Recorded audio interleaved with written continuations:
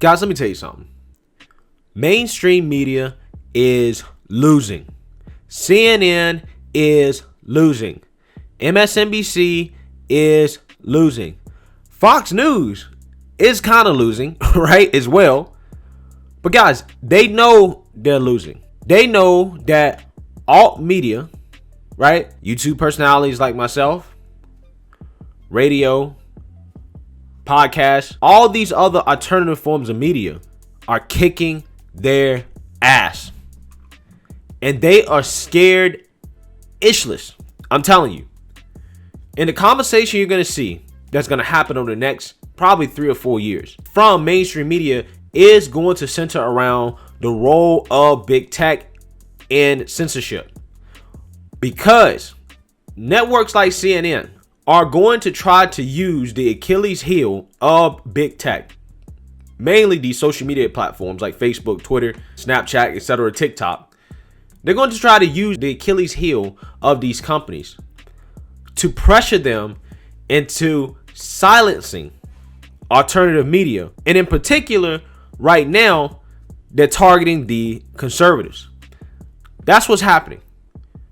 So mainstream media is going to try to say, hey, Facebook, hey, Instagram, hey, Twitter, hey, Google.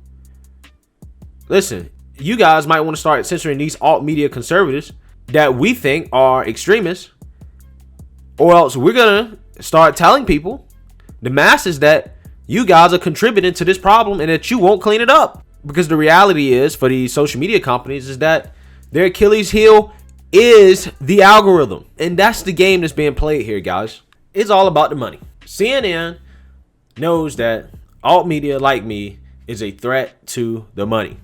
So they're trying to use big tech to fight their battle for them. That's what they're trying to do. But before we get into that, my name is Greg Foreman and you're watching A Black Conservative Perspective. Make sure you like, comment, and subscribe. Most importantly, share A Black Conservative Perspective, aka a leftist worst nightmare. You can also follow me on Twitter at gforemanbcp.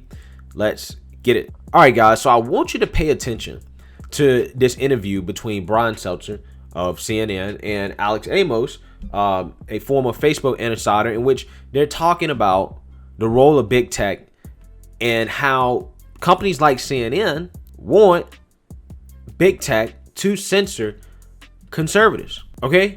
They're just flat out telling people that. And guys, it is important to understand that the media is pushing this narrative. They're driving the censorship forward. Okay? And because of that, this is probably the most important conversation to pay attention to for the next 3 to 4 years, because this is just the beginning. So it's super important that conservative voices like myself and others pay attention to this conversation and fight back. So let's go ahead and get into this video, and I will pause it when I need to interject my opinion. Information crisis that has been perpetuated, in my view, by platforms like the one where I used to work, Facebook, as well as Twitter and others.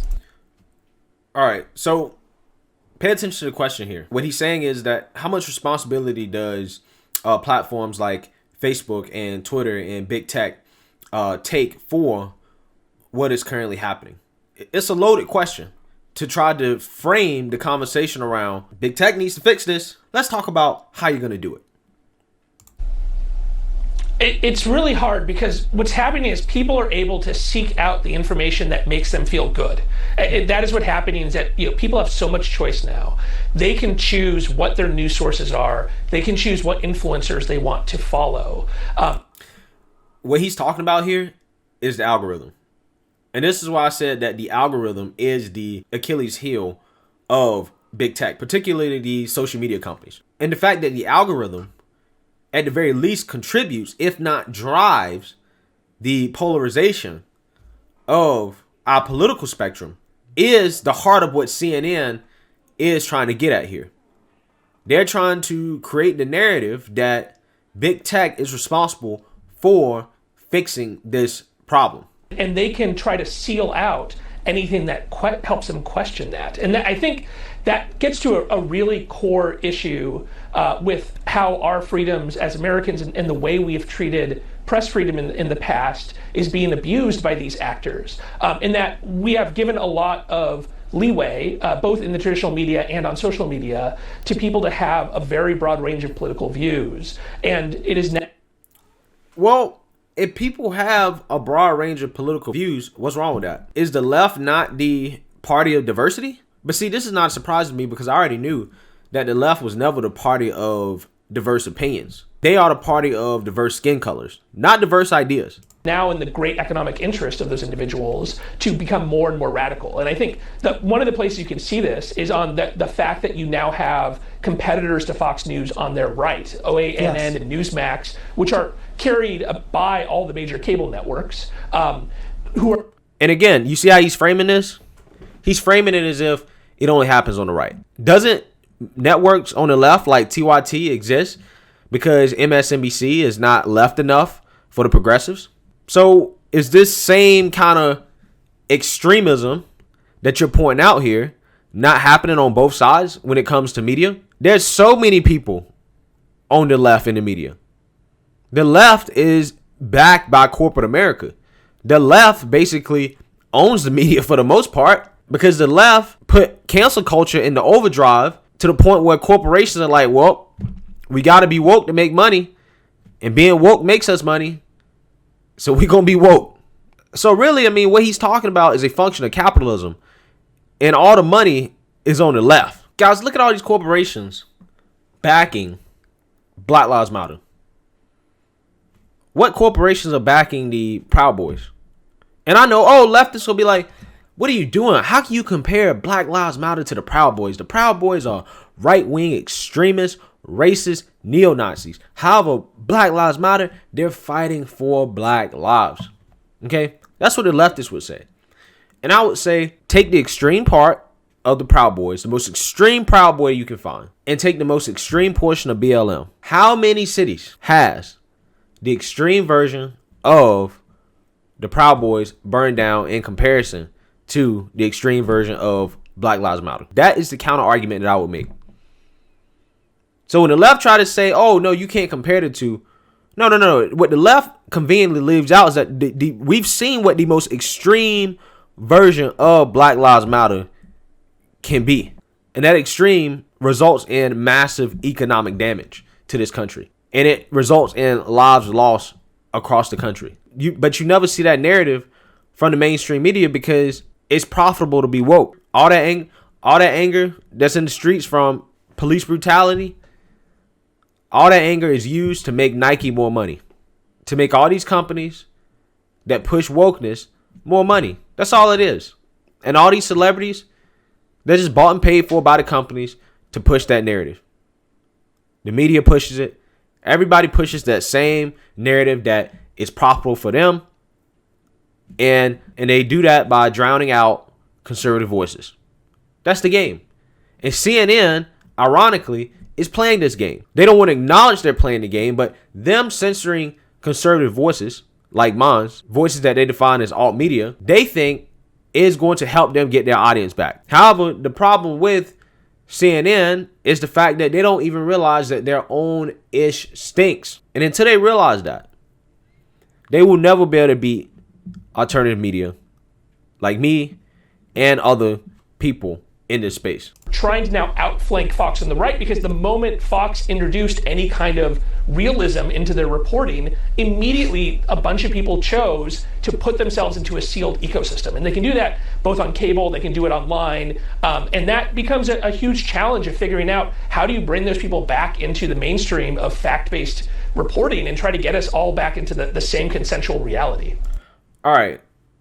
So basically what he's saying is that how do we get people back to a consensual reality? I mean, does this man not understand that there's no such thing as a consensual reality because people grow up and live in different circumstances that give them different views on life and how reality works for them? But these airheads on CNN can't grasp the concept that somebody sees the world differently than they do. Right? They live in their little East Coast elitist bubbles where they all chatter among each other and share their super liberal ideas and beliefs. But yet they never take time to consider the beliefs of those who they don't necessarily agree with.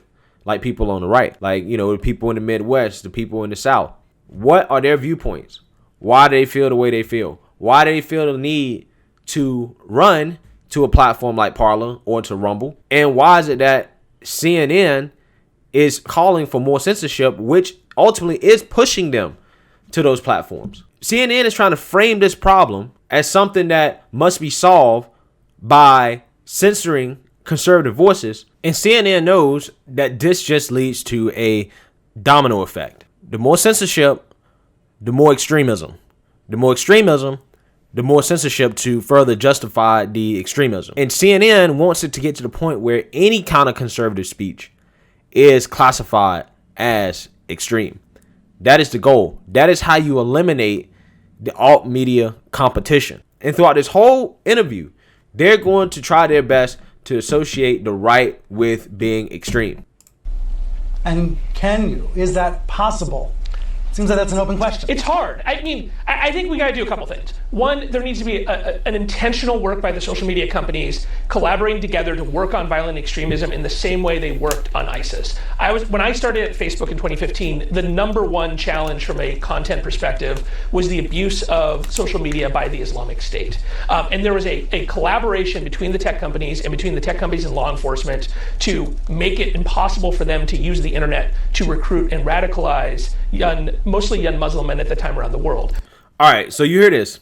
This guy is saying that we must censor conservatives the same way that we censor ISIS. The Islamic State, guys. This is what this man is saying. This is how framing happens through the media. This is how they make the masses believe and associate certain ideologies with certain things. He's literally trying to associate ISIS with being a conservative. If you're a conservative, then we got to treat you the same way we treat ISIS. Guys, this is what's happening. And this is why I have to tell people that I pay attention to all media, including the mainstream media, because we have to fight against these narratives. These are narratives that we have to fight back against directly.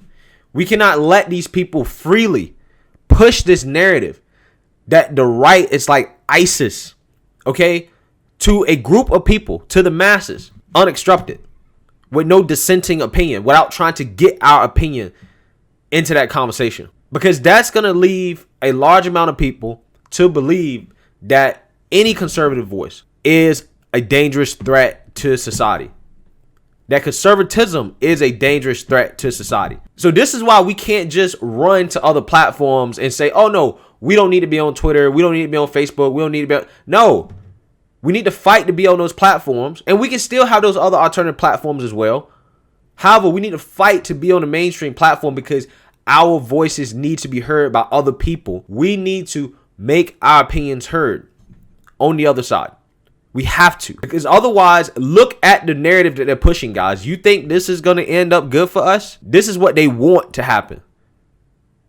They want to censor conservatives to the point where they can only associate conservative speech with extremism. This is how the war on public opinion works. They don't want our voices in the mainstream conversation. That's the trick here. And what the leftists that are cheering this on don't realize is that this is just setting the precedent that in the future, big tech, social media, the mainstream media can call for a certain group of people or a certain type of speech or a certain viewpoint to be censored if they define it as a threat to society.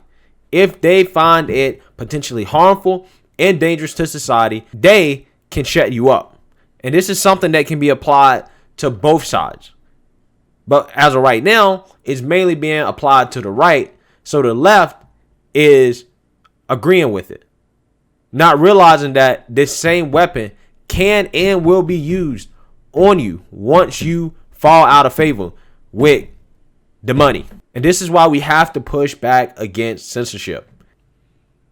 Now we're talking about domestic audience in the United States. And the challenge is going to be partially that ISIS did not have a domestic constituency in the United States Congress, but there is over half of the Republicans in Congress voted to overturn the election, and there will be a continual political pressure on the companies to not take it seriously. So I think first you have to focus on those violent extremists, and those companies have to be brave in that way.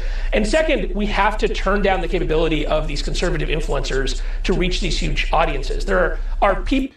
Bam. That's a direct shot at me, man. I took that personally.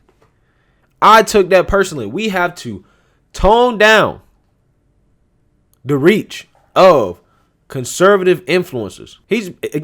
They're just telling you straight up what they want to do. He didn't say extreme conservative viewpoints that align with certain conspiracy theories. No, they didn't say none of that. They said conservative influencers. We have to tone down the reach of conservative influencers. That's what this man's actively calling for.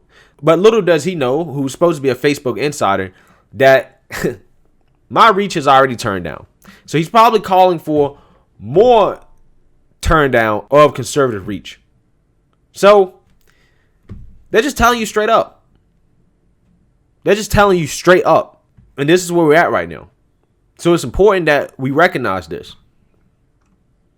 People on YouTube, for example, that have a larger audience than daytime CNN, and they are extremely radical and pushing extremely radical views. And see, there we go. Money talks. Alt media is winning. There's people on the internet that are completely independent that have larger audiences than daytime CNN. How crazy is that?